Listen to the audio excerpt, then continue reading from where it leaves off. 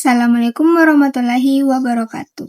Halo semuanya, perkenalkan nama saya Alifa Harunisa dengan NIM 2451244 dari Program Studi Ekonomi Syariah. Pada video kali ini, saya akan membahas mengenai pelanggaran etika bisnis dalam industri kecantikan dengan mengambil studi kasus Athena Skincare pada tahun 2025. Di era digital saat ini, industri kecantikan berkembang dengan sangat pesat. Namun, perkembangan bisnis juga harus diikuti dengan kejujuran dan tanggung jawab.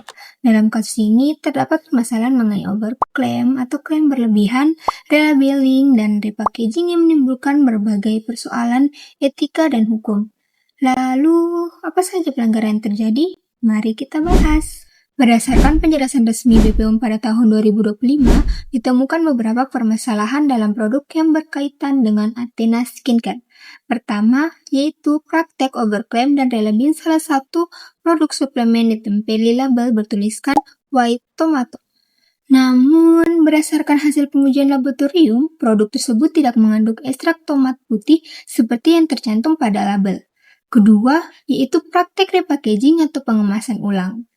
Produk DNA salmon dari Korea Selatan dikemas kembali menggunakan label Athena dan kemudian dijual dengan harga yang jauh lebih tinggi, tanpa adanya izin notifikasi ulang yang sesuai.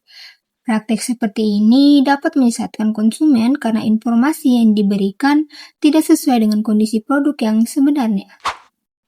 Mengapa tindakan ini dinilai tidak etis? Salah satu permasalahannya adalah penggunaan kredibilitas profesi medis untuk membangun kepercayaan konsumen terhadap produk.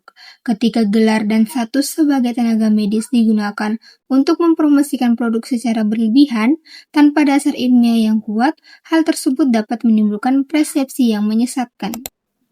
Secara hukum, praktek pemberian informasi yang tidak sesuai dengan klaim yang menyesatkan dapat dikaitkan dengan ketentuan dalam Undang-Undang Nomor 8 Tahun 1999 tentang perlindungan konsumen, khususnya mengenai larangan memperdagangkan atau menawarkan barang yang tidak sesuai dengan kondisi dan informasi yang diberikan. Dari perspektif etika bisnis, kasus ini bertentangan dengan teori deontologi.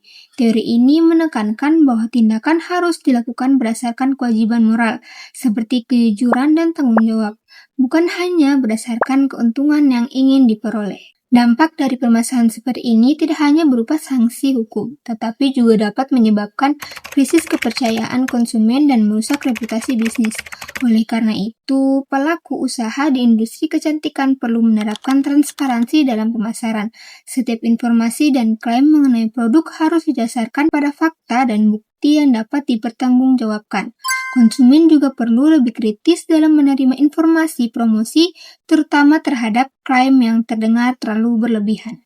Kesimpulannya, dalam bisnis kecantikan, kejujuran dan transparansi merupakan bagian penting dari etika bisnis. Keuntungan tidak seharusnya diperoleh dengan cara menyesatkan konsumen. Tanpa etika, reputasi yang dibangun bertahun-tahun dapat hancur dalam waktu yang singkat. Terima kasih. Wassalamualaikum warahmatullahi wabarakatuh. Bye-bye.